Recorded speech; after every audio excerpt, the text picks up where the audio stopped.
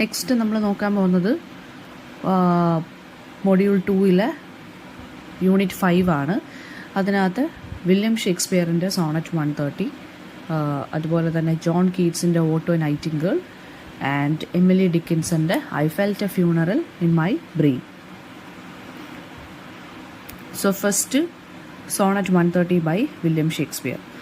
So William Shakespeare എന്ന് പറയുന്ന ഒരു റിനൗണ്ട് ആയിട്ടുള്ള ഇംഗ്ലീഷ് പ്ലേ റൈറ്റ് ആണ്, പോയറ്റാണ്, and also he's an actor of the Elizabethan age. So ഇദ്ദേഹത്തിനെ വേറൊരു പേരിട്ടും വിളിക്കുന്നുണ്ട്, ബാർഡ് ഓഫ് ഏവൺ എന്ന്. 39 പ്ലേസ് എഴുതിയിട്ടുണ്ട്, 154 സോണറ്റ്സ് എഴുതിയിട്ടുണ്ട്, അതുപോലെ തന്നെ 2 ലോങ് പോയംസും എഴുതിയിട്ടുണ്ട്. സോ അതിനകത്ത് വരുന്ന തീംസ് ഏതൊക്കെയാണെന്ന് വെച്ചാൽ ലവ് വരുന്നുണ്ട്, പവർ വരുന്നുണ്ട്, ആൻഡ് ഹ്യൂമൻ കണ്ടീഷനെ കുറിച്ചും എഴുതുന്നുണ്ട്. അപ്പോൾ സോണറ്റ് 130 എന്ന് പറയുന്നത് സാധാരണ ലവ് പോയട്രിയിലുള്ള, അതായത് സാധാരണ ലവ് പോംസ് ഉണ്ടല്ലോ, അതിനെ കളിയാക്കിക്കൊണ്ട് അതിൻ്റെ ആ ഒരു കൺവെൻഷണൽ രീതിയൊക്കെ ചലഞ്ച് ചെയ്തുകൊണ്ട് ഒക്കെ എഴുതിയ ഒരു പോമാണ് സോണറ്റ് നമ്പർ 130. അതായത് സ്പീക്കർ ഇവിടെ നമ്മുടെ മിസ്ട്രസിനെ, അതായത് അതിനകത്തൊരു ലവറിനെ കുറിച്ചാണ് പറയുന്നത്. ആ മിസ്ട്രസിനെ കുറിച്ച് വളരെ അൺഫ്ലാറ്ററിങ് ആയിട്ടും റിയലിസ്റ്റിക്കും ആയിട്ടുള്ള രീതിയിലാണ് പോർട്രേ ചെയ്യുന്നത്. സാധാരണ നമ്മൾ ലവേഴ്സിനെ കുറിച്ച് അല്ലെങ്കിൽ പോയത്തിനകത്ത് എങ്ങനെയായിരിക്കും വരുന്നത്, ബിലവഡിനെ കുറിച്ച് എങ്ങനെയായിരിക്കും വരുന്നത്, നമ്മൾ സ്നേഹിക്കുന്ന ആളെക്കുറിച്ച്, അതാണെങ്കിലും പെണ്ണാണെന്നുണ്ടെങ്കിലും എങ്ങനെയായിരിക്കും വരുന്നത്, ഭയങ്കര എക്സാജറേറ്റ് ചെയ്ത് ഭയങ്കര ഓവർ ഹൈപ്പൊക്കെ കൊടുത്തിട്ടാണ് വളരെ ബ്യൂട്ടിഫുൾ ആയിട്ടെന്നുള്ള രീതിയിലായിരിക്കും പ്രസൻറ്റ് ചെയ്യുന്നത്. പക്ഷേ ഇതിനകത്ത് അങ്ങനെയല്ല, വളരെ റിയലിസ്റ്റിക് ആയിട്ടും വലിയ എന്താ പറയുക, പുകഴ്ത്തിയൊന്നും അല്ല പറയുന്നത്.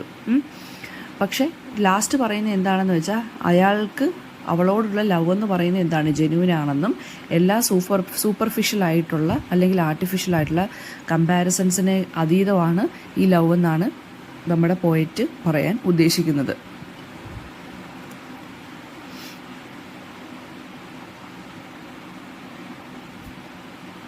അതുപോലെ തന്നെ സോണറ്റ് എന്ന് പറയുന്നത് എന്താണ്, ഒരു ഷോർട്ട് 14 ലൈൻ്റെ പോമാണ് സോണറ്റ് എന്ന് പറയുന്നത്.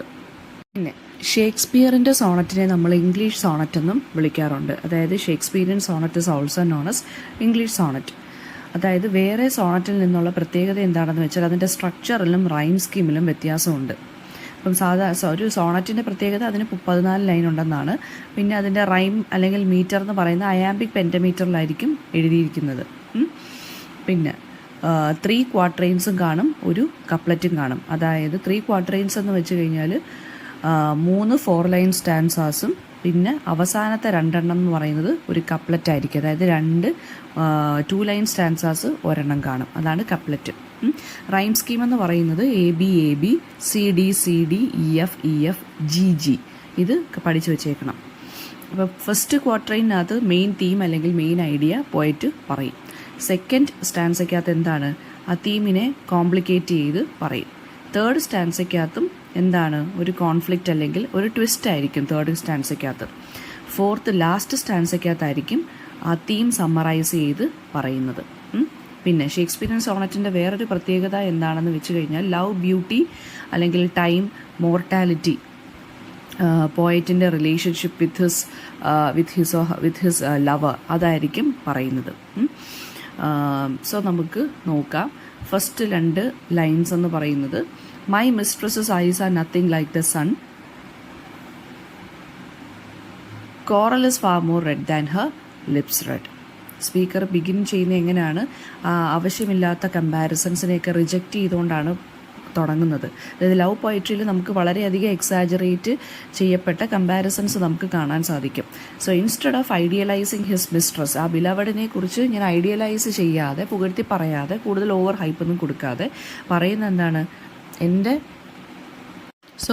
ഇദ്ദേഹത്തിൻ്റെ മിസ്ട്രസിൻ്റെ കണ്ണുകൾക്ക് എന്തിട്ടില്ലെന്നാണ് പറയുന്നത്, ആ ഒരു റേഡിയൻറ്റ് ബ്രൈറ്റ്നസ് ഇല്ല, അല്ലെങ്കിൽ സൂര്യൻ്റെ കണക്കോ അല്ലെങ്കിൽ സൂര്യപ്രകാശമോ ഒന്നും ഇദ്ദേഹത്തിൻ്റെ മിസ്ട്രസിൻ്റെ കണ്ണുകൾക്കില്ല. അതായത് ലിപ്സ് എന്ന് പറയുന്നത് എന്താണ്, അങ്ങനെ അത്ര വലിയ റെഡ് കളറൊന്നും അല്ല എന്ന് ഇദ്ദേഹം പറയുന്നത്. അതായത് വളരെ ഓണസ്റ്റായിട്ടും വളരെ പ്ലേഫുള്ളായിട്ടും മിസ്ട്രസിനെ കുറിച്ച്, അതായത് ആ ലവറിനെ കുറിച്ച് ഇദ്ദേഹം എന്ത് ചെയ്യാണ്, എക്സ്പ്ലെയിൻ ചെയ്ത് പോവുകയാണ് ചെയ്യുന്നത്. അതായത് അത്രയ്ക്ക് വലിയ ബ്യൂട്ടി സ്റ്റാൻഡേർഡ്സ് ഒന്നും ഇല്ല എൻ്റെ ലവറിന്. സാധാരണ നമ്മൾ ലവ് പോയിംസിൽ എന്തോ കാണുന്നത് നല്ല ഭയങ്കര ബ്യൂട്ടിഫുൾ ആണ്, കണ്ണിങ്ങനെയാണ്, അവളുടെ ചുണ്ടിങ്ങനെയാണെന്നൊക്കെ എക്സ്പ്ലെയിൻ ചെയ്തല്ലേ പറയുന്നത്. പക്ഷേ ഇതിനകത്ത് അങ്ങനെയൊന്നും പറയുന്നില്ല. ഇനി ലൈൻസ് 3 and 4 എന്താ പറയുന്നത്, നാച്ചുറൽ അപ്പിയറൻസിനെ കുറിച്ചാണ് പറയുന്നത്. അതായത് സ്കിൻ എന്ന് പറയുന്നത് അത്ര ഫെയർ ഒന്നുമല്ല, അതായത് സ്നോയുടെ അത്രയും കളറൊന്നുമില്ല, മഞ്ഞിൻ്റെ അത്രയും കളറൊന്നുമില്ല, പക്ഷേ ഒരു ഡസ്കി കളറാണ്, ഒരു ബ്രൗൺ കളറാണുള്ളത്. ഹെയർ എന്ന് പറയുന്നത് എന്താണ്, അത്രയ്ക്ക് സിൽക്കി ഒന്നുമല്ല, മുടി കാണുമ്പോൾ എന്താണ് ബ്ലാക്ക് വയർ പോലെയാണ് തോന്നുന്നതെന്നാണ് ആര് പറയുന്നത്, ഷേക്സ്പിയർ പറയുന്നത്. ഇതും എന്ത് തന്നെയാണ്, ആർട്ടിഫിഷ്യലായിട്ടുള്ള ബ്യൂട്ടി സ്റ്റാൻഡേർഡ്സിനെ റിജക്റ്റ് ചെയ്ത് പറയുവാണ്. അതായത് എൻ്റെ ലവർ വളരെ ഓർഡിനറിയാണ് ആൻഡ് യുണീക്കും കൂടി ആണ്. അതായത് റിയാലിറ്റിയെക്കുറിച്ചാണ് ഇദ്ദേഹം എന്ത് ചെയ്യുന്നത്, പറയുന്നത്. ലൈൻസ് 5 to 6 എന്താണ് പറയുന്നത്, മിസ്ട്രസിൻ്റെ ചീക്ക് എന്ന് പറയുന്നത് എന്താണ്, അതായത് കവിളുകളെന്ന് പറയുന്നത് എന്താണ്, റോസ് കളറിലോ അല്ലെങ്കിൽ ആ റോസി ബ്ലഷ് ഒന്നും ഇല്ല. ആൻഡ് നാച്ചുറലായിട്ടുള്ള കോംപ്ലക്ഷനാണ് ആരുടെ കവിളുകളിലുള്ളത്, നമ്മുടെ മിസ്ട്രസിൻ്റെ അല്ലെങ്കിൽ ബിലവഡിൻ്റെ ചീക്കിൽ ഉള്ളത്. ദെൻ അപ്പം ഇവിടെ ഷേക്സ്പിയർ ക്രിട്ടിസൈസ് ചെയ്യുകയാണ് ഈ പോയറ്റ്സിനെയൊക്കെ, അതായത് റൊമാൻറ്റിക്കായിട്ട് ഇങ്ങനെ എഴുതുന്ന പോയറ്റ്സിനെയൊക്കെ ക്രിട്ടിസൈസ് ചെയ്തുകൊണ്ട് പറയുവാണ്. അതായത് ആർട്ടിഫിഷ്യലായിട്ടൊന്നും ലവിനെ പ്രസൻറ്റ് ചെയ്യേണ്ട കാര്യമല്ല, എന്താണോ റിയാലിറ്റി അതിനെ അതുപോലെ പ്രസൻറ്റ് ചെയ്യുന്നതാണ് ട്രൂ ലവ് പോയട്രി അല്ലെങ്കിൽ ട്രൂ ലവ് എന്നാണ് ആര് പറയുന്നത്, ഷേക്സ്പിയർ ഇൻഡയറക്റ്റ്ലി പറയുന്നത്. ലൈൻ 7 to 8 എന്താണ്, ഹ്യൂമറസ്ലി പറയുവാണ്, മിസ്ട്രസിൻ്റെ ബ്രത്ത് എന്ന് പറയുന്നത് എന്താണ്, ശ്വാസം എന്ന് പറയുന്നത് പെർഫ്യൂമിൻ്റെ സുഗന്ധമൊന്നും ഇല്ല. ആൻഡ് പിന്നെന്താണ്, ഈ ഒരു മിസ്ട്രസിൻ്റെ അതായത് അത്രയ്ക്ക് വലിയ ഡിലൈറ്റ് ഒന്നും അല്ല തരുന്നത് മിസ്ട്രസിൻ്റെ ബ്രത്തിൽ നിന്നും, പെർഫ്യൂം ഒന്നും അല്ല, വളരെ എന്താ പറയുക നാച്ചുറലായിട്ടുള്ളൊരു ബ്യൂട്ടിയാണ് ഇവൾക്കുള്ളതെന്നാണ് പറയുന്നത്. അതായത് നാച്ചുറൽ സെൻറ്റാണ് എന്ന് പറയുവാണ്. Then lines 9 to 10 speaker admit ചെയ്യുവാണ്, വോയിസ് ഒക്കെ നല്ല എൻജോയ് ചെയ്യുന്നുണ്ട്, അതായത് ഇവരുടെ ബിലവഡിൻ്റെ വോയിസ് അദ്ദേഹം എൻജോയ് ചെയ്യുന്നുണ്ട്, പക്ഷേ മ്യൂസിക്കിൻ്റെ അത്രയും മെലോഡിയസ് ഒന്നും അല്ല എൻ്റെ ബിലവഡിൻ്റെ വോയിസ്.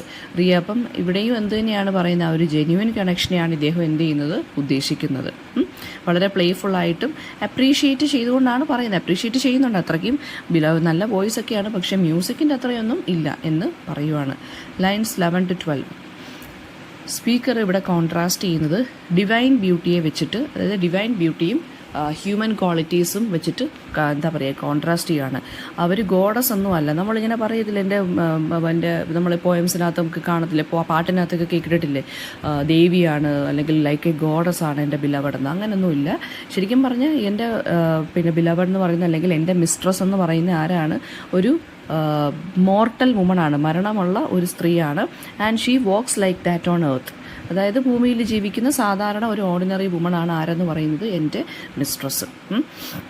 അപ്പോൾ ഇദ്ദേഹത്തിൻ്റെ ലവ് എന്ന് പറയുന്നത് എന്താണ്, ഇല്യൂഷനെ ബേസ് ചെയ്തിട്ടൊന്നുമല്ല, പെർഫെക്റ്റ് ആയിട്ടുള്ള റിയാലിറ്റി ബേസ് ചെയ്തിട്ടാണ് ഇദ്ദേഹത്തിൻ്റെ ലവ് എന്ന് പറയുന്നത്. അതായത് ഇദ്ദേഹം കൂടുതൽ ഒറിജിനാലിറ്റിക്ക് അല്ലെങ്കിൽ ഒതൻറ്റിസിറ്റിക്കാണ് ഇമ്പോർട്ടൻസ് കൊടുക്കുന്നത്, അല്ല അതിൽ സാധാരണ ഐഡിയലൈസേഷൻ ഓഫ് ലവിനൊന്നും അല്ല ഇദ്ദേഹം ഇമ്പോർട്ടൻസ് കൊടുക്കുന്നത്. ലാസ്റ്റ് കപ്ലറ്റ് എന്ന് പറയുന്ന 2 ലൈനുള്ള ഒരു സ്റ്റാൻസ, അതിനകത്ത് എന്താണ് പറയുന്നത്, ഫൈനൽ ലൈൻസിനകത്ത് സ്പീക്കർ റിവീൽ ചെയ്യുന്ന എന്താണ്, പോയത്തിൻ്റെ സെൻട്രൽ മെസ്സേജാണ്. അതാണ് ഷേക്സ്പിയറിൻ്റെ സോണറ്റിൻ്റെ പ്രത്യേകത എന്ന് പറയുന്നത്. അതിനകത്ത് സെൻട്രൽ മെസ്സേജ് എന്താണ് പറയുന്നത്, ഇദ്ദേഹത്തിൻ്റെ ലവ് എന്ന് പറയുന്നത് വളരെ പ്രൊഫൗണ്ടാണ്, വളരെ ഡീപ്പാണ്, വളരെ യുണീക്കാണ്. പക്ഷേ ഫോൾസ് കമ്പാരിസൺസ് ഒന്നും വെച്ചിട്ട് എനിക്കെൻ്റെ ബിലവഡിനെ കമ്പയർ ചെയ്യേണ്ട അല്ലെങ്കിൽ എനിക്കെൻ്റെ ലവിനെ പ്രസൻറ്റ് ചെയ്യേണ്ട എന്ന് പറയുവാണ്. അതായത് ട്രൂ ലവ് ആണെന്നുണ്ടെങ്കിൽ എന്താണ് മറ്റേ ആളുടെ, അതായത് ട്രൂ ലവർ ആണെന്നുണ്ടെങ്കിൽ അയാൾ ആ ഒരു എല്ലാ ക്വാളിറ്റീസിനെയും മനസ്സിലാക്കി, ബിലവഡിൻ്റെ എല്ലാ ക്വാളിറ്റീസിനെയും എല്ലാം എന്താ പറയുക റിയാലിറ്റിയെ മനസ്സിലാക്കി ഒറിജിനലായിട്ടുള്ള രീതിയിൽ വേണം സ്നേഹിക്കാൻ, അല്ലെങ്കിൽ ഒതൻറ്റിക് ആയിട്ടുള്ള രീതിയിൽ വേണം സ്നേഹിക്കാൻ എന്നാണ് പറയുന്നത്. ഇതിനകത്ത് വരുന്ന തീമെന്ന് പറയുന്നത് ലവും റിയലിസവും. ഷേക്സ്പിയർ ശരിക്കും പറഞ്ഞാൽ ക്രിട്ടിസൈസ് ചെയ്യുവാണ് എന്താണ്, ഈ ബ്യൂട്ടി സ്റ്റാൻഡേർഡ്സ് ഉണ്ടല്ലോ, ഒരു ലവറായി കഴിഞ്ഞാൽ ലവഡിനെ കുറിച്ച് ഇങ്ങനെ പുകഴ്ത്തി പറയണം, അങ്ങനെയാണ്, കണ്ണിങ്ങനാണ്, ചുണ്ടിങ്ങനാണ്, കവിളിങ്ങനാണ്, അങ്ങനെയൊന്നും പറയുന്നില്ല. അതിനെല്ലാം ക്രിട്ടിസൈസ് ചെയ്തുകൊണ്ടാണ് പറയുന്നത്. സോ ഇതൊരു കൺവെൻഷണൽ ആയിട്ടുള്ള അല്ലെങ്കിൽ ഒരു ട്രഡീഷണൽ ആയിട്ടുള്ള ലവ് പോയട്രി അല്ല ഇത്. പിന്നെ അപ്പോൾ അതുപോലെ തന്നെ ഇദ്ദേഹം പറയുന്നതെന്ന് വെച്ചാൽ അതായത് ഒരു ബിലവഡിനെ ഇങ്ങനെ ഗ്രാൻഡായിട്ട് കമ്പയർ ഒന്നും ചെയ്യേണ്ട കാര്യമില്ല, എങ്ങനെയാണോ അവളെ അതുപോലെ റിയലിസ്റ്റിക്കലി പോർട്രേ ചെയ്താൽ മതി എന്നാണ് പറയുന്നത്. സോ സ്പീക്കർ ഇവിടെ സംസാരിക്കുന്നത് വളരെ ഓണസ്റ്റായിട്ടും ഈ സൂപ്പർഫിഷ്യലായിട്ടുള്ള ഫ്ലാറ്ററി എല്ലാം ഒഴിവാക്കിയും ഒക്കെയാണ്. അതായത് ലവ് എന്ന് പറയുന്നത് എന്താണ്, it is beyond any physical appearance എന്നാണ് ആര് പ്രസൻറ്റ് ചെയ്യുന്നത്, ഷേക്സ്പിയർ ഇവിടെ പ്രസൻറ്റ് ചെയ്യുന്നത്. അടുത്തത് എമിലി ഡിക്കിൻസൻ്റെ I felt a funeral in my brain എന്നുള്ള പോവമാണ്.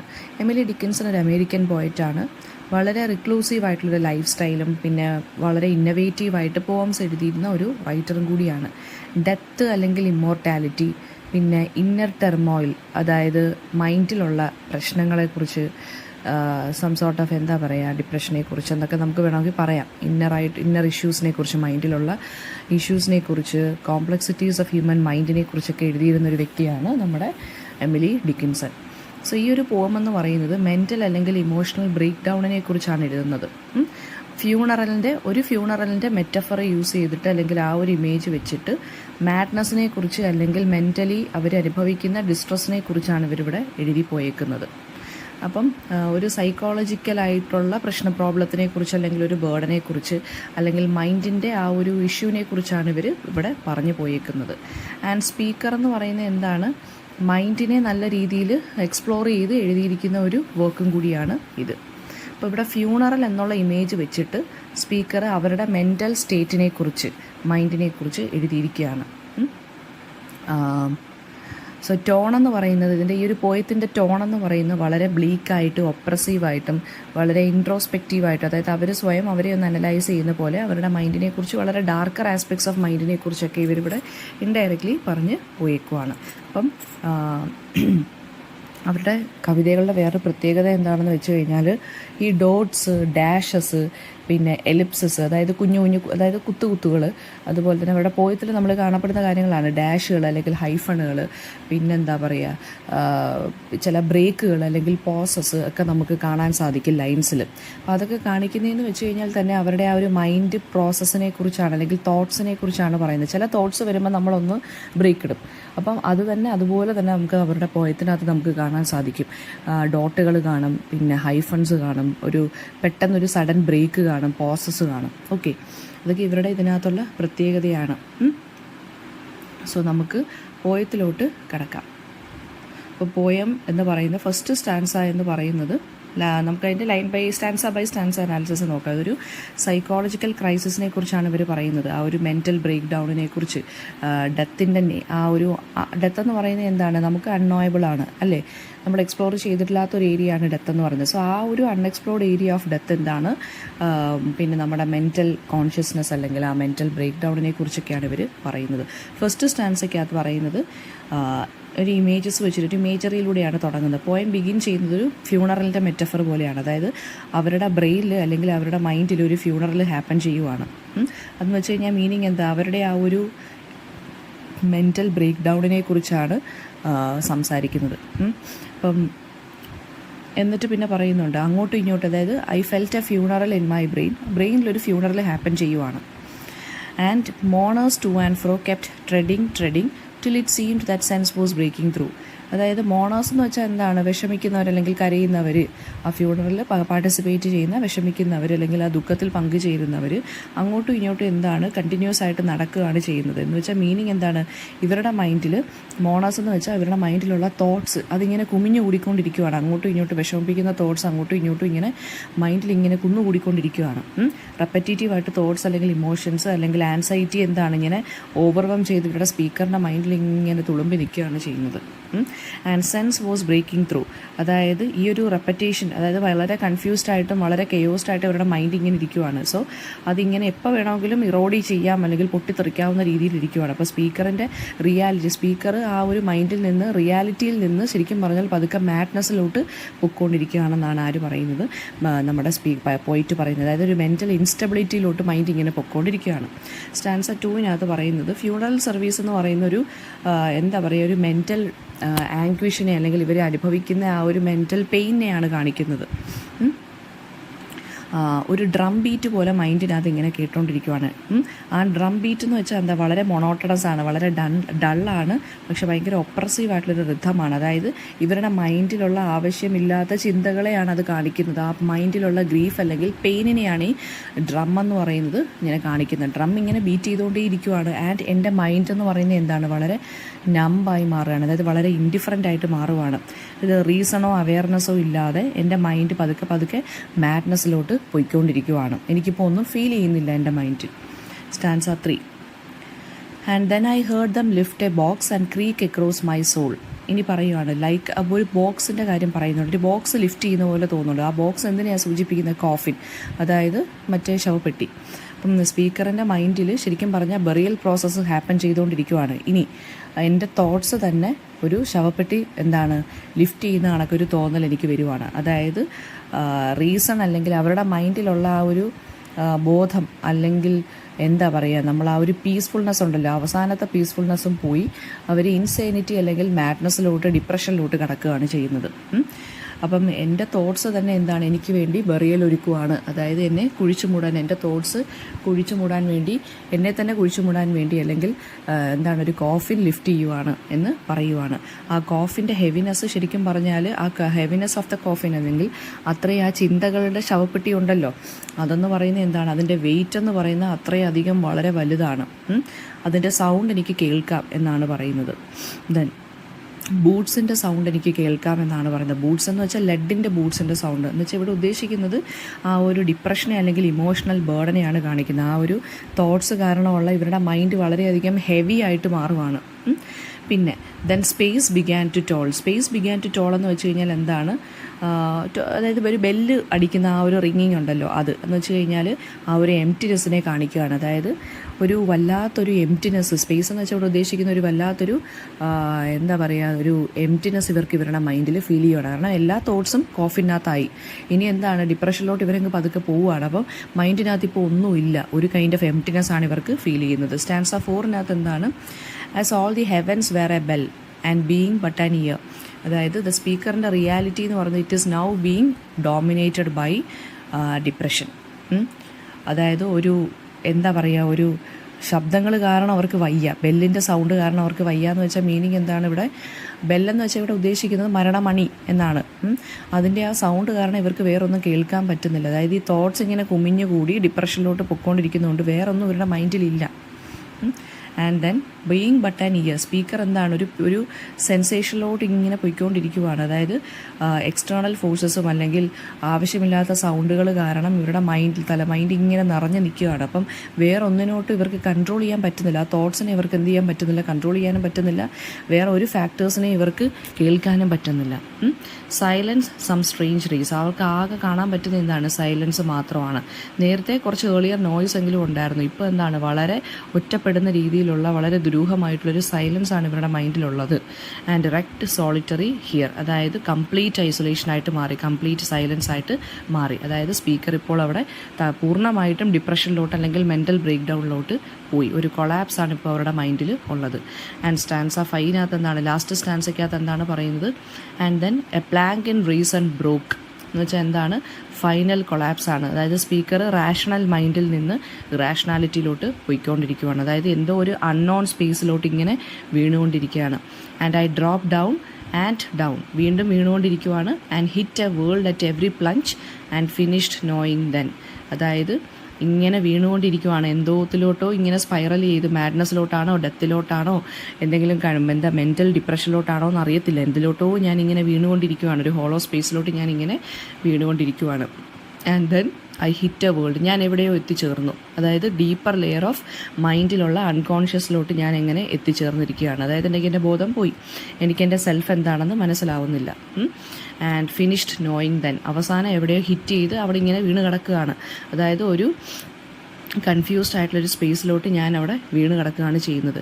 എനിക്കൊന്നും മനസ്സിലാവുന്നില്ല, എനിക്ക് അണ്ടർസ്റ്റാൻഡിങ് എല്ലാം മാറി. അതായത് എൻ്റെ മൈൻഡ് എന്ന് പറയുന്നത് ബിയോണ്ട് കോംപ്രിഹെൻഷനായിട്ട് മാറി.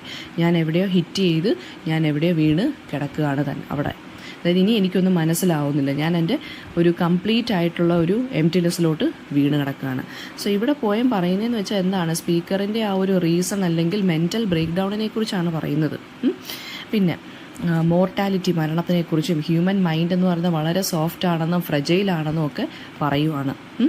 ആൻഡ് വളരെ ഐസൊലേറ്റഡായും, അതായത് നമ്മുടെ മെൻ്റൽ ബ്രേക്ക് ഡൗൺ എന്ന് പറയുമ്പോൾ നമ്മൾ ഒറ്റപ്പെടുകയാണ് ചെയ്യുന്നത്. നമ്മുടെ തോട്ട്സ് നമ്മൾ മാത്രമാണ് ഉള്ളത്, വേറൊരു ഫാക്ടേഴ്സും അവിടെ കയറി വരുന്നില്ല. ആൻഡ് ദെൻ ഏതോ ഒരു അൺനോൺ സ്പേസിലോട്ട്, അതായത് അത് മാഡ്നസ് ആവാം, ഡെത്ത് ആവാം, അല്ലെങ്കിൽ വളരെ സ്പിരിച്വൽ ആയിട്ടുള്ള ഒരു സ്റ്റേറ്റ് ആവാം, ഏതോ ഒരു സ്റ്റേറ്റിലോട്ട് ഞാനിങ്ങനെ വീണ് പോയിരിക്കുകയാണെന്നാണ് പറയുന്നത്. ഇത് ഫ്രീ വേഴ്സിലാണ് എഴുതിയിരിക്കുന്നത്, അതായത് വേറെ റൈം ഒന്നുമില്ല, ഫ്രീ വേഴ്സിൽ എഴുതിയിരിക്കുകയാണ്. ക്വാർട്ടറൈൻസ് 4 ലൈൻ സ്റ്റാൻസാസ് ആണ് ഓരോന്നും, പക്ഷെ ഒരു കൺസിസ്റ്റൻ്റ് ആയിട്ടുള്ള റൈം സ്കീം ഒന്നുമില്ല. അതെന്തിനെയാണ് കാണിക്കുന്നത്? മെൻ്റൽ ഇൻസ്റ്റബിലിറ്റിയാണ് കാണിക്കുന്നത്. അതായത് ഇടയ്ക്ക് ഹൈഫൺ വരുന്നു, ഡാഷ് വരുന്നു, എലിപ്സിസ് വരുന്നു, എലിപ്സിസ് എന്ന് വെച്ചാൽ ഡോട്ട്സ് വരുന്നു. അപ്പോൾ അതൊക്കെ എന്തിനെയാണ് കാണിക്കുന്നത്? സ്പീക്കർ അനുഭവിക്കുന്ന മെൻ്റൽ ഇൻസ്റ്റബിലിറ്റിയെ കുറിച്ചാണ്, ആ ഡിസ്റ്റർബൻസിനെ കുറിച്ചാണ് കാണിക്കുന്നത്. ഒരുപാട് ഡാഷസ് യൂസ് ചെയ്തിട്ടുണ്ട്, അതായത് ഋതത്തിനെ ബ്രേക്ക് ചെയ്യുന്നുണ്ട്. അപ്പോൾ അത് സ്പീക്കറിൻ്റെ തോട്ടിൻ്റെ ആ ഒരു ബ്രേക്കിംഗ് പോയിന്റിനെ, അല്ലെങ്കിൽ അവരനുഭവിക്കുന്ന ഇമോഷണൽ ആയിട്ടുള്ള പ്രശ്നങ്ങളെക്കുറിച്ചാണ് അത് കാണിക്കുന്നത്. ഒരുപാട് മൾട്ടിപ്പിൾ ഇൻ്റർപ്രിട്ടേഷൻസ് നമുക്ക് ഈ ഒരു പോയതിന് കൊടുക്കാം. വേണമെന്നുണ്ടെങ്കിൽ പറയാം അവർ മാഡ്നസ്സിലോട്ട് പോവുകയാണ്, അല്ലെങ്കിൽ അവർക്ക് ഡിപ്രഷനാണ്, അവർക്ക് മെൻ്റൽ ബ്രേക്ക് ഡൗൺ ആണ്, അല്ലെങ്കിൽ അവർ മരിച്ചു പോവുകയാണ്, അല്ലെങ്കിൽ അവരൊരു സ്പിരിച്വൽ ക്രൈസിസിലാണ് എന്ന് വേണമെന്നുണ്ടെങ്കിൽ നമുക്കിതിനെ എന്ത് ചെയ്യാം? അനാലിസിസ് ചെയ്യാം. ജോൺ കീറ്റ്സിൻ്റെ ഓഡ് ടു എ നൈറ്റിംഗേൾ ആണ്. So about the poet John Keats ഒരു മേജർ ഇംഗ്ലീഷ് റൊമാൻറ്റിക് പോയറ്റാണ്. അദ്ദേഹത്തിൻ്റെ പോംസിനകത്തുള്ളത് വിവിഡായിട്ടുള്ള അല്ലെങ്കിൽ വെറൈറ്റി ആയിട്ടുള്ള ഇമേജസ്, ലാംഗ്വേജ് എന്ന് പറയുന്ന വളരെ സെൻഷ്വസ് ആയിട്ടുള്ള ലാംഗ്വേജിലാണ് എഴുതുന്നത്. ബ്യൂട്ടി, നേച്ചർ ആൻഡ് ഹ്യൂമൻ മോർട്ടാലിറ്റിയെക്കുറിച്ചുള്ള എക്സ്പ്ലോറേഷനാണ് ഇദ്ദേഹത്തിൻ്റെ വർക്ക്സിനകത്ത് വരുന്ന തീംസ് എന്ന് പറയുന്നത്. ലണ്ടനിലാണ് അദ്ദേഹം ജനിച്ചത്. പോയട്രിയെ വളരെ പാഷനേറ്റ് ആയിട്ടുള്ളൊരു വ്യൂ പോയിന്റിൽ എഴുതുന്ന ഒരാളാണ്. ആൻഡ് ഇദ്ദേഹത്തിൻ്റെ ഫിനാൻഷ്യൽ സ്ട്രഗിൾസും പുവർ ഹെൽത്തും ഉണ്ടെങ്കിലും ഇദ്ദേഹം പോയട്രിയെ നല്ല രീതിയിൽ പാഷനേറ്റ് ആയിട്ടുള്ള രീതിയിലാണ് ഇദ്ദേഹം കൺസിഡർ ചെയ്തത്. ഫിലോസഫിക്കൽ ആയിട്ടുള്ള തോട്ട്സ് അല്ലെങ്കിൽ വളരെ ഇമോഷണൽ ആയിട്ടുള്ള തോട്ട്സ് നമുക്കിതിനകത്ത് കാണാം. ട്യൂബർക്കുലോസിസ് വന്ന് ഇദ്ദേഹം 25-ാമത്തെ വയസ്സിലാണ് മരിക്കുന്നത്. ഇദ്ദേഹത്തിൻ്റെ വർക്ക്സിലുള്ള പോയട്രിയിലുള്ള തീംസ് എന്ന് പറയുന്നത് പെർമനൻസും ഇംപെർമനൻസും തമ്മിലുള്ള ഒരു കോൺട്രാസ്റ്റ് ഉണ്ട്. അതായത് ഹ്യൂമൻ ലൈഫും എറ്റേണൽ ലൈഫും അല്ലെങ്കിൽ എറ്റേണൽ ബ്യൂട്ടിയും തമ്മിലുള്ളൊരു കോൺട്രാസ്റ്റ് ഉണ്ട്. റിയൽ ആൻഡ് ഇമാജിനേഷൻ അല്ലെങ്കിൽ റിയൽ ആൻഡ് ഇമാജിനറി വേൾഡ് തമ്മിലുള്ളൊരു ബ്രിഡ്ജ് പോലാണ് ഇദ്ദേഹത്തിൻ്റെ പോംസ്. റിയാലിറ്റിയും കാണും, പെട്ടെന്ന് തന്നെ ഫാൻറ്റസിയിലോട്ട് പോവുകയും ചെയ്യും. ഡെത്തിനെക്കുറിച്ചും മോർട്ടാലിറ്റിയെക്കുറിച്ചും ഇദ്ദേഹം പറയുന്നുണ്ട്. എന്ന് വെച്ചാൽ ഡെത്ത് ഇന്നവിറ്റബിൾ ആണ്, ഡെത്ത് അനിവാര്യമായിട്ടുള്ള കാര്യമാണ് ലൈഫിൽ, എന്നാൽ ലൈഫിനെ കുറിച്ചും പറഞ്ഞു പോകുന്നുണ്ട്. പിന്നെ നേച്ചറിനെ എങ്ങനെ കാണിക്കുന്നത്? ഒരു സോഴ്സ് ഓഫ് ബ്യൂട്ടി ആയിട്ടും ഇൻസ്പിറേഷനായിട്ടും സമാധാനം കിട്ടുന്ന ഒരു സ്ഥലമായിട്ടാണ് നേച്ചറിനെ ഇവിടെ പ്രസൻറ്റ് ചെയ്തിരിക്കുന്നത്. ഏറ്റവും ഇമ്പോർട്ടൻ്റ് ആയിട്ടുള്ള വർക്ക്സ് എന്ന് പറയുന്നത് odd on A Grecian earn ഉണ്ട്, പിന്നെ ടു ഓട്ടം ഉണ്ട്, ഓഡ് ടു എ നൈറ്റിംഗേൾ ഉണ്ട്. സോ നമുക്ക് പഠിക്കാനുള്ള ഓഡ് ടു എ നൈറ്റിംഗേൾ 1890 എഴുതിയിരിക്കുന്നത്, 1819. കീറ്റിൻ്റെ, അതായത് നമ്മുടെ ജോൺ കീറ്റ്സിൻ്റെ പോയറ്റിക് കരിയറിലെ ഏറ്റവും പിവോട്ടൽ ആയിട്ടുള്ള ഇയർ ആയിരുന്നു 1890. അതായത് അദ്ദേഹം ഈ ഒരു പോയത്തിലൂടെ കാണിക്കുന്നതെന്ന് വെച്ചാൽ ഹ്യൂമൻ സഫറിങ്ങിൻ്റെ പെയിനിൽ നിന്ന് എങ്ങനെയെങ്കിലും എസ്കേപ്പ് ആവണം. എന്നിട്ട് അതായത് ഒരു നൈറ്റിംഗേളിൻ്റെ സോങ് ഇങ്ങനെ കേട്ടുകൊണ്ടിരിക്കുകയാണ്. ആ നൈറ്റിംഗേളിൻ്റെ സോങ്ങിലൂടെ ഇദ്ദേഹത്തിന് ഈ ഹ്യൂമൻ ബീയിങ്ങിൻ്റെ ആ ഒരു സഫറിങ് ഉള്ള വേൾഡ്, നമ്മുടെ വേൾഡിലാണല്ലോ സഫറിങ്സ് ഒക്കെ കൂടുതലായിട്ടും ഉള്ളത്, പെയിൻ ഉള്ളത്. ആ പെയിൻ ആൻഡ് സഫറിങ്ങിൽ നിന്ന് ഇദ്ദേഹത്തിന് രക്ഷപ്പെടണം, അതാണ് ഇതിനകത്തൂടെ കാണിക്കുന്നത്. സോ മോർട്ടാലിറ്റി, ഇമ്മോർട്ടാലിറ്റി, നേച്ചറിൻ്റെ പവറിനെ കുറിച്ചും പിന്നെ ഇമാജിനേഷൻ്റെ പവറിനെ കുറിച്ചുമാണ് സംസാരിക്കുന്നത്. ഇതിൻ്റെ 8 സ്റ്റാൻസ പോമാണ്. അങ്ങനെ 8-10 ലൈൻ സ്റ്റാൻസാസ് ആണ് ഉള്ളത്. ഓക്കെ, ദെൻ മീറ്റർ അയാമ്പിക് പെൻറ്റമീറ്ററിലാണ് എഴുതിയിരിക്കുന്നത്. Then line by line stanza first നോക്കിക്കോളൂ. സ്പീക്കറുടെ ഫസ്റ്റ് സ്റ്റാൻസയ്ക്കകത്ത് പറയുന്നത് സ്പീക്കർ വളരെ വളരെ ഡീപ്പായിട്ട് ഇങ്ങനെ ടയർഡായിട്ട് നിൽക്കുവാണ്. അതായത് എന്തോ ഒരു പോയിസൺ അല്ലെങ്കിൽ വിഷം കഴിച്ച പോലെ എന്തോ ഒരു കൈൻഡ് ഓഫ് ഡ്രഗ് എഫക്റ്റിൽ ഇങ്ങനെ നിൽക്കുവാണ് പോയിട്ട്. ആൻഡ് ഈ ഒരു നംബ്നെസ്സിൽ, അതായത് ഒരു ഇൻഡിഫറൻസിൽ നിൽക്കുവാണ്. മൈൻഡൊക്കെ ഇങ്ങനെ ഭയങ്കര നമ്പായിട്ട് നിൽക്കുവാണ്. ഒരു ഡീപ്പായിട്ടുള്ള ഇമോഷണൽ സ്റ്റേറ്റിൽ നിന്നാണ് ഇങ്ങനെ ഒരു ഇൻഡിഫറൻറ്റ് അല്ലെങ്കിൽ ഒരു നമ്പ് സ്റ്റേറ്റിലോട്ട് ഇദ്ദേഹം മാറിയത്. അതിനുള്ള കാരണം എന്താണ്? ഇദ്ദേഹം ഒരു നൈറ്റിംഗേളിൻ്റെ സോങ് ഇങ്ങനെ കേട്ടുകൊണ്ടിരിക്കുവാണ്. അതായത് ഇവിടെ പറയുന്നതെന്ന് വെച്ച് കഴിഞ്ഞാൽ എനിക്ക് ഈ ലൈഫിൻ്റെ എല്ലാ ബേർഡനിൽ നിന്നും രക്ഷപ്പെട്ട് ഈ നൈറ്റിംഗേളുടെ സോങ്ങിൽ അലിഞ്ഞു ചേരണം. അതായത് എനിക്ക് നേച്ചറിലോട്ട് അലിഞ്ഞു ചേരണം, എനിക്ക് ഇമ്മോർട്ടലായിട്ട് മാറണം, ഈ ഹ്യൂമൻ സഫറിങ്ങിൽ നിന്നും ആവശ്യമില്ലാത്ത പെയിനിൽ നിന്നൊക്കെ എനിക്ക് രക്ഷപ്പെടണം എന്നാണ് പറയുന്നത്. അത് ഇമാജിനേഷൻ്റെ ഹെൽപ്പോട് കൂടി. നൈറ്റിംഗേളിൻ്റെ സോങ് എന്ന് വെച്ചാൽ ഇവിടെ ഇമാജിനേഷനെയാണ് ഇവിടെ പറയുന്നത്. സോ അതിനകത്ത് എനിക്കങ്ങ് ലയിച്ച് ചേരണം. അതുകൊണ്ട് എൻ്റെ മൈൻഡ് എന്ന് പറയുന്നത് എന്താണ്? വളരെ ടയേർഡായിട്ട് എനിക്ക് ഫീൽ ചെയ്യുകയാണ്. കാരണം ഞാൻ ഈ നൈറ്റിംഗേളിൻ്റെ പാട്ടിൽ ഇങ്ങനെ മുഴുകി നിൽക്കും. സ്റ്റാൻസ 2 എന്ന് പറയുന്നത് എന്താണ്? സ്പീക്കർ ഒരു വൈനിന് വേണ്ടി ഇങ്ങനെ ദാഹിച്ച് നിൽക്കുവാണ്. അതായത് നൈറ്റിംഗേളിൻ്റെ കെയർ ഫ്രീ വേൾഡിലോട്ട് ഇദ്ദേഹത്തിന് പോകണം. ഇദ്ദേഹത്തിന് ഈ ഒരു നമ്മുടെ ഈ മോർട്ടൽ വേൾഡിൽ നിന്ന് അല്ലെങ്കിൽ ഭൂമിയിൽ നിന്ന് ഈ ഇമാജിനറി വേൾഡിലോട്ട് ഇദ്ദേഹത്തിന് പോകണം. വൈൻ എന്ന് വെച്ചാൽ ഇവിടെ സിംബലൈസ് ചെയ്യുന്നത് എന്താണ്, ഒരു എസ്കേപ്പാണ്. അതായത് ഈ ലൈഫിൻ്റെ എല്ലാ ഡിഫിക്കൽട്ടീസിൽ നിന്നും ഒരു വൈൻ കുടിച്ചൊരു ഉന്മാദമായിട്ടുള്ളൊരു അവസ്ഥയുണ്ടല്ലോ, ആ ഒരു അവസ്ഥയിലോട്ട് ഇദ്ദേഹത്തിന് പോകണം. അതായത് ഒന്നും ഇദ്ദേഹത്തിന് അറിയരുത്, ഒരു പെയിനും ഇദ്ദേഹത്തിന് ഫീൽ ചെയ്യരുത്. സോ ഇവിടെ വളരെ റിച്ച് ആയിട്ടും വളരെ നല്ല ഇമേജസ് യൂസ് ചെയ്തിട്ടാണ് ഇദ്ദേഹം പറഞ്ഞു പോയേക്കുന്നത്. അതായത് എസ്കേപ്പ് ചെയ്യണം ഇവിടുന്ന്. സ്റ്റാൻസ 3 എന്ന് പറയുന്നത് എന്താണ്, ഈ ബേർഡിനാണെന്നുണ്ടെങ്കിൽ ഹ്യൂമൻ സഫറിങ്ങിനെ കുറിച്ചൊന്നും ഒരു അറിവുമില്ല, അതിങ്ങനെ പാടിക്കൊണ്ട് ഇങ്ങനെ ഇരിക്കുകയാണ് വളരെ ബ്യൂട്ടിഫുള്ളായിട്ട്. അപ്പം ഇദ്ദേഹം പറയുന്നത് സ്പീക്കറിന് ശരിക്കും പറഞ്ഞാൽ വളരെ ജലസി തോന്നുവാണ് ഈ ഒരു ബേർഡിൻ്റെ സോങ്ങുമായിട്ട്. അതിനൊരു സഫറിങ്ങും ഇല്ല. അപ്പം അതിൻ്റെ ആ ഒരു സഫറിങ് ഇല്ലാത്ത വേൾഡിലോട്ട് സ്പീക്കറിന് പോകണം, അതായത് നമ്മുടെ റൈറ്ററിന് പോകണം. അപ്പം നൈറ്റിംഗേൾ എന്ന് പറയുന്നത് അവിടെ നൈറ്റിംഗേൾ ടൈമോ അല്ലെങ്കിൽ പെയിനോ ഡെത്തോ ഇങ്ങനെയുള്ള കാര്യങ്ങൾ കൊണ്ടൊന്നും അലട്ടുന്നില്ല നൈറ്റിംഗേളിനെ അല്ലെങ്കിൽ അതിൻ്റെ പാട്ടിന്. സോ ആ ഒരു ടൈംലെസ്നെസ്സിനോട്ട് ആർക്ക് പോകണം, നമ്മുടെ സ്പീക്കറിന് പോകണം. നൈറ്റിംഗേളിൻ്റെ പാട്ടെന്ന് വെച്ചാൽ എന്താണ്, ഒരു ടൈംലെസ് ബ്യൂട്ടിയാണ്. ദെൻ സോ ഇവിടെ ഹ്യൂമൻ കണ്ടീഷൻ, അതായത് ഇമ്മോർട്ടാലിറ്റിയെ കുറിച്ചാണ് പറയുന്നത്. നേച്ചറിൻ്റെ ബ്യൂട്ടിയും നമ്മുടെ ഹ്യൂമൻ കണ്ടീഷനെ കുറിച്ചുമാണ് ഇദ്ദേഹം പറയുന്നത്. ദെൻ സ്റ്റാൻസ 4 എന്ന് പറയുന്നത് എന്താണ്,